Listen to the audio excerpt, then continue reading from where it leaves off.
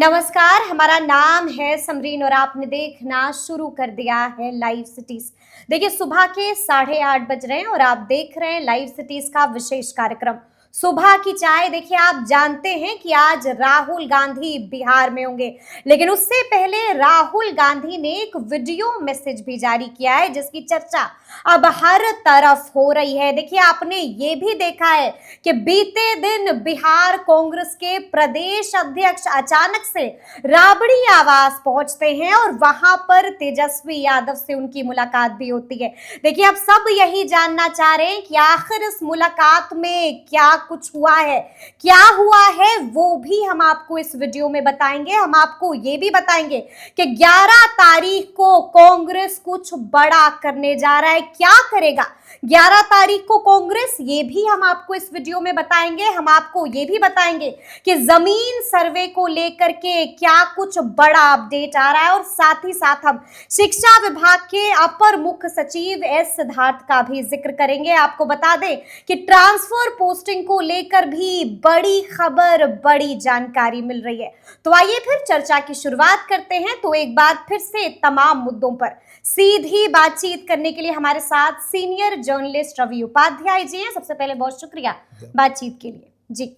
रवि जी, सबसे पहले तो हम आपसे जानना चाहेंगे, आप भी बखूबी जानते हैं कि आज राहुल गांधी बिहार में होंगे, लेकिन उससे पहले राहुल गांधी ने भी मास्टर स्ट्रोक खेल दिया और बड़ा वीडियो मैसेज रातों रात जारी किया है। क्या था उसमें ऐसा? देखिए, सबसे पहले आपकी बात से समरीन हम एक बात और कहना चाहेंगे कि वक्त संशोधन विधेयक बिल्कुल को लेकर के जिस तरीके से एनडीए और इंडिया दो फाड़ दिखाई पड़ रहा था और क्या हुआ यह आपने देखा भी, लोकसभा में भी राज्यसभा में भी, और वह अब संशोधन विधेयक अब कानून बन गया है। राष्ट्रपति की मुहर लगी, राष्ट्रपति के यहाँ से हो गया है। तो अब उसके बाद प्रतिपक्ष के नेता जो लोकसभा में है, राहुल गांधी बिहार के दौरे पर आज हैं और बेगूसराय जा रहे हैं। यह भी है, उससे पहले उन्होंने जो वीडियो संदेश जारी किया है बिहार आने से पहले, तो वो अपने चर्चा का विषय बन गया है। देखिए, चर्चा का विषय इसलिए अपने कार्यकर्ताओं में वीडियो संदेश जारी करके उत्साह वर्धन किया है उन्होंने, निश्चित रूप से।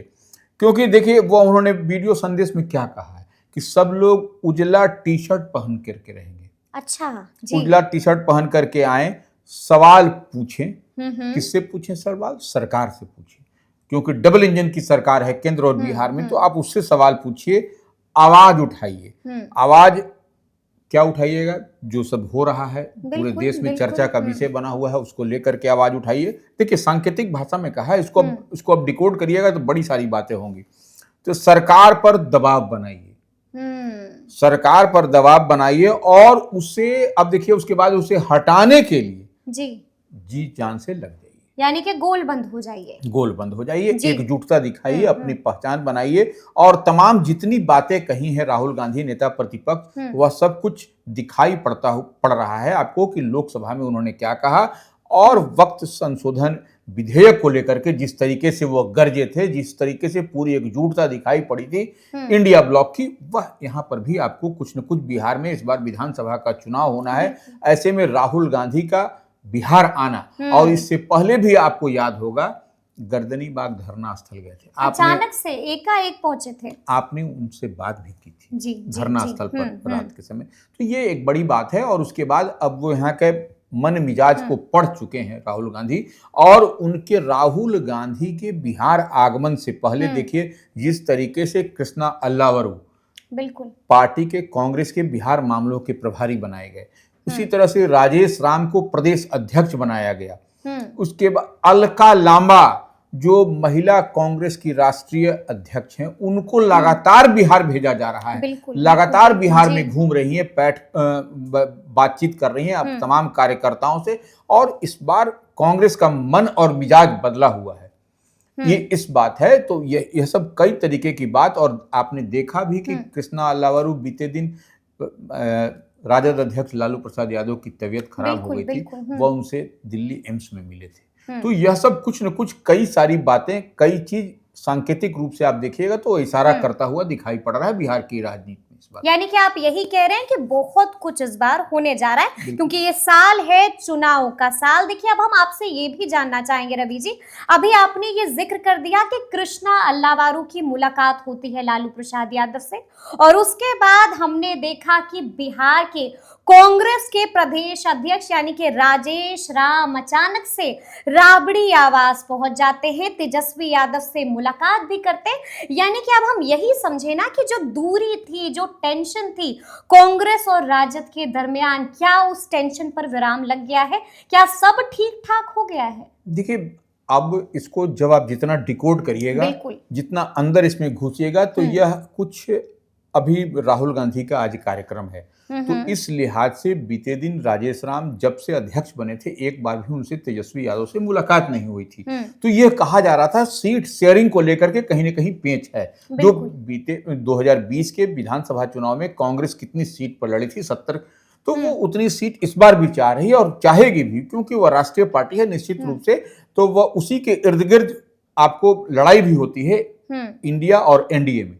तो ये कांग्रेस का प्रेशर है, दबाव है, लेकिन राजेश राम का नेता प्रतिपक्ष तेजस्वी यादव से मिलना और उधर कृष्णा अल्लावारू का दिल्ली में जाकर के लालू यादव राजद अध्यक्ष से मिलना कहीं ना कहीं कुछ बता रहा है कि राहुल गांधी जब बिहार दौरे पर हैं, बिहार आ रहे हैं, तो ऐसे में इससे पहले जाकर के मिल बैठ करके सब कुछ पूरी मजबूती के साथ इंडिया ब्लॉक महागठबंधन को कर लीजिए, सो दैट कि इस बार जो होने वाले विधानसभा चुनाव में बेहतर परिणाम निकल करके आ सके। तो क्या आप टेंशन खत्म हो गई है?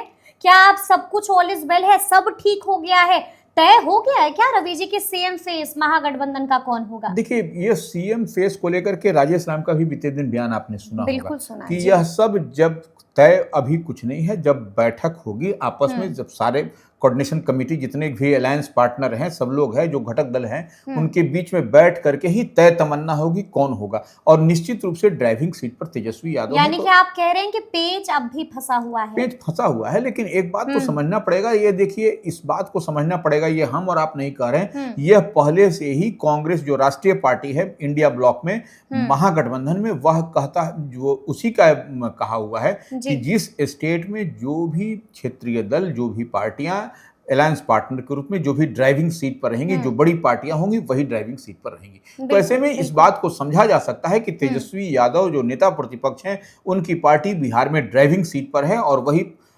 प्रतिपक्ष के नेता भी है।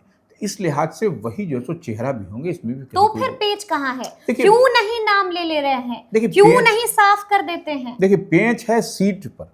अच्छा, वो सीट अब कांग्रेस चाह रही है कि वैसा सीट नहीं कि आप उसको डिक्टेशन दे दीजिए कि ये सीट आप ले लीजिए, ये सीट हम ले लें, वैसे नहीं। यानी कि फंसाने वाली सीट नहीं, फंसाने वाली सीट, गिनने के लिए वाली सीट चाहिए, काउंटिंग पर नहीं होगा। जो इक्वेशन, जो गणित, जो समीकरण कह रहा है क्षेत्र का, और जिस लिहाज से कांग्रेस जिस बात को समझ रही है, उसी हिसाब से सीट का आवंटन भी होना चाहिए। इसी बात को लेकर के यह तमाम तरह का जो तिकड़म हो रहा है, राजनीतिक तिकड़म, यह होता हुआ दिखाई पड़ रहा है।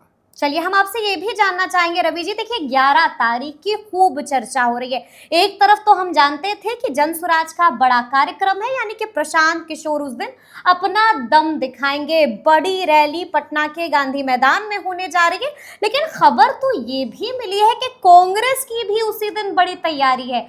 क्या करने जा रहा है कांग्रेस उस दिन? देखिए, कांग्रेस 11 मार्च को निश्चित रूप से सीएम हाउस को घेरने की कवायद में है। सीएम हाउस तक मार्च निकलने का मतलब ही है कि वह प्रतिबंधित क्षेत्र है, वह हाइपर सेंसिटिव जोन है, तो वहां पर आपको जुलूस प्रदर्शन करना मना ही है।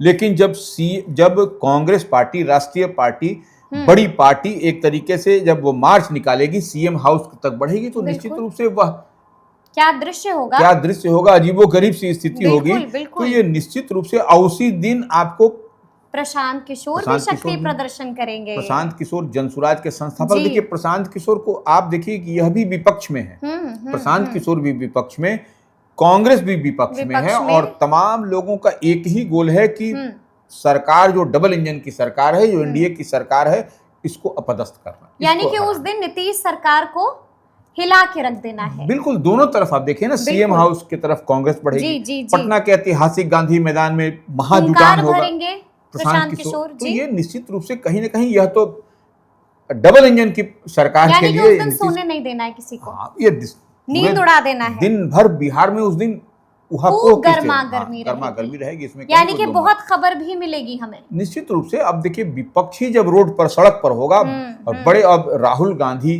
की पार्टी जो कांग्रेस पार्टी जब सीएम मार्च करेगी, माने मुख्यमंत्री आवास पर मार्च, कन्हैया कुमार भी होंगे, खूब हुंकार भरेंगे उस दिन। कन्हैया कुमार तो यात्रा पर ही हैं, बिहार में लगातार हैं, तो वो ऐसे में कन्हैया कुमार रहेंगे, कृष्णा अल्लावारू रहेंगे, अन्य कई बड़े चेहरे, प्रदेश अध्यक्ष तो रहेंगे ही रहेंगे, तो तमाम नेताओं का फोकस्ड होगा उस दिन। और ये लोग क्या चाह रहे हैं, आप समझ रहे हैं, रोजगार, पलायन, ये सब के मुद्दे को लेकर के कन्हैया कुमार रोको, नौकरी दो, ये सब की यात्रा चल रही है। तो निश्चित रूप से, और साथ में आपको आरजेडी भी है, आरजेडी का भी यही तो एजेंडा रहा है 2020 के विधानसभा चुनाव से, आप देख लीजिए। तो ये निश्चित रूप से एक बड़ी गोलबंदी की तैयारी बिहार में दिखाई पड़ रही है। बड़े गोलबंदी की तैयारी दिखाई पड़ेगी। हम आपसे ये भी समझना चाहेंगे कि खबर मिल रही है कि जमीन सर्वे में भी बहुत कुछ बदलने जा रहा है।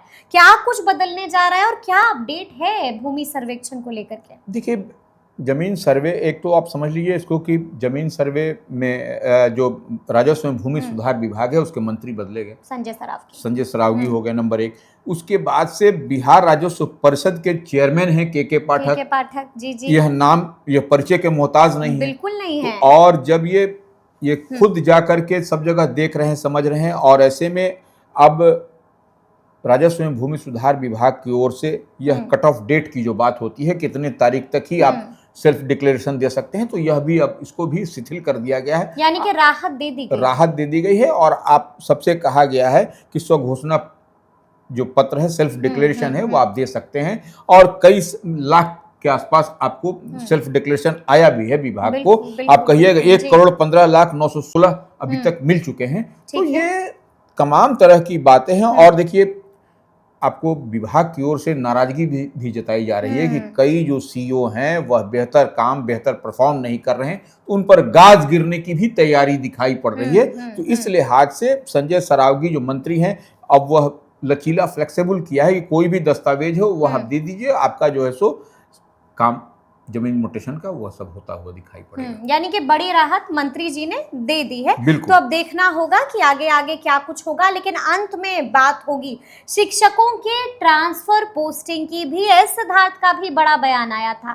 क्या कह रहे थे शिक्षकों की ट्रांसफर पोस्टिंग को लेकर के शिक्षा विभाग के अपर मुख्य सचिव एस सिद्धार्थ रवि जी? देखिए, अब उसमें ऐसा है, सक्षमता पास बिल्कुल नंबर 1, उसके बाद उसमें महिला हैं, शिक्षिका, और उसके बाद से बिहार लोक सेवा से जो पास, यानी कि उन्होंने साफ कहा कि अगली लिस्ट 1 से 2 दिन के अंदर आ जाएगी। वो सबको माने क्रमवार सिस्टमेटिक रूप से उसको ट्रांसफर पोस्टिंग की बात, स्थानांतरण और पदस्थापन की बात सिलसिलेवार ढंग से होगी, और सबको राहत मिलेगी। अब 1-2 दिन 3 दिन के अंदर गुड न्यूज सबको मिलेगी। अब इसमें किसी यानी कि इस बार नंबर आएगा सक्षमता पास शिक्षिकाओं का, और उसके बाद बारी आएगी बीपीएससी वालों की। बिल्कुल, निश्चित रूप से सबके लिए राहत की बात इस सिद्धार्थ की ओर से कही गई है। तो निश्चित रूप से सरकार इस दिशा में संवेदनशील है, और जिस तरीके से टीचर्स कॉन्स्टिट्यूएंसी और ग्रेजुएट कॉन्स्टिट्यूएंसी के जो विधान पार्षद हैं उग्र रूप अपनाए हुए हैं शिक्षकों को लेकर के, तो निश्चित रूप से सरकार इस बार विधानसभा का चुनाव है, तो उसमें कुछ न कुछ आपको फ्लेक्सिबल होती हुई दिखाई पड़ रही है।